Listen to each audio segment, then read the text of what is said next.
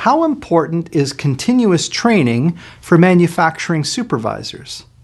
I'm Greg Schenkel, President of Unique Training and Development and Frontline Leadership Systems.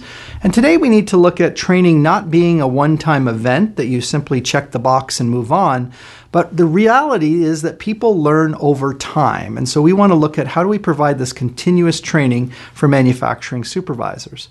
Now, one of the myths is that continuous training is not necessary for supervisors. Once they get the basics, they should be good to go. Well, of course, the fact is that 94% of employees would stay at a company longer if it invested in them in terms of their career development and their proficiency. Another myth is that training isn't necessary, as supervisors already know what they need to do. Well, most supervisors find that different situations will come up over time, and so assuming that they'll remember the training that they got a year or 2 or 3 ago and how to apply it to that situation might not be true, whereas if they just had another training session more recently, it might have allowed them to deal with that situation better. Another myth, of course, is that manufacturing training is very expensive. Well, the reality is sometimes it is a bit of an investment, but the question is, how important is the supervisor to driving the profitability and the cost structure in your factory or your warehouse?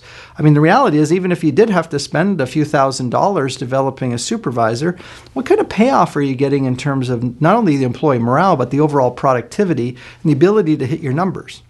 And I guess the last myth that we should deal with is that training only covers technical topics. Well, many organizations feel that if we just give them the technical skills that they need, that's all that a manufacturing supervisor needs. So I disagree with that. And we also know that 56% of employees said that they would spend more time learning if their manager directed them to a specific course that they could take in order to improve their results. So training benefits not only the supervisor, but also the team members as well.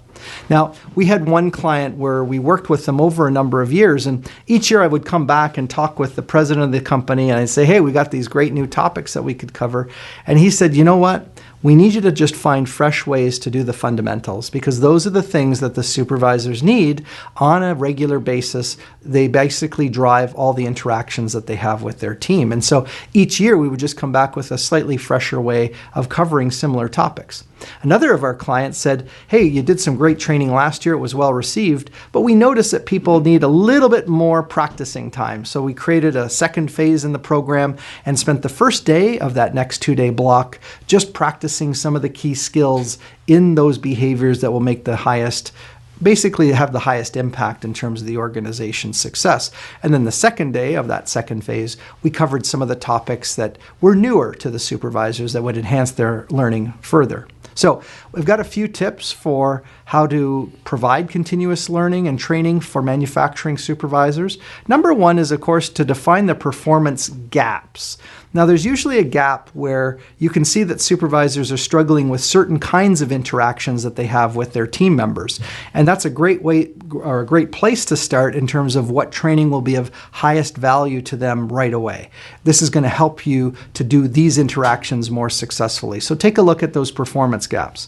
Number two is be prepared to make a multi-year commitment.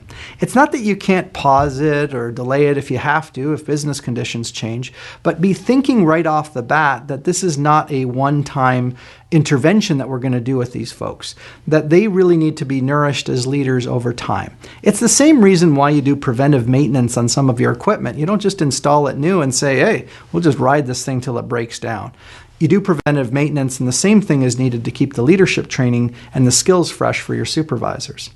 And number three is to share successes and challenges. Now, when we talk about sharing successes and challenges, we mean that after the training, and sometimes even during the training, we want supervisors to interact with one another so that they can share, here's some of the things I was trying and here's how it worked.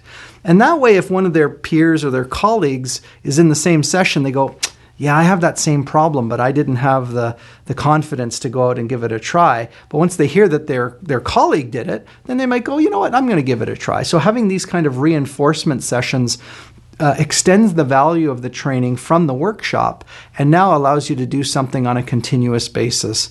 And it'll inspire people to put into action some of the training that they did receive, but just didn't make a commitment to do it on the shop floor. So When you provide continuous learning and training to your manufacturing supervisors, no better choice than to deal with us at Frontline Leadership Training. And our Frontline Leadership Training program can be delivered on site or through our virtual training studio, or now through our most innovative Frontline Leadership on-demand tool, where they get the learning when they want it to the device of their choice. All of that starts with connecting with our team, and you can do that on our website at uniquedevelopment.com. And when you do have that conversation, just see how we could structure an initial pilot program that can demonstrate the value that we bring. And then based on that, look at a longer term, more continuous leadership training for your supervisors.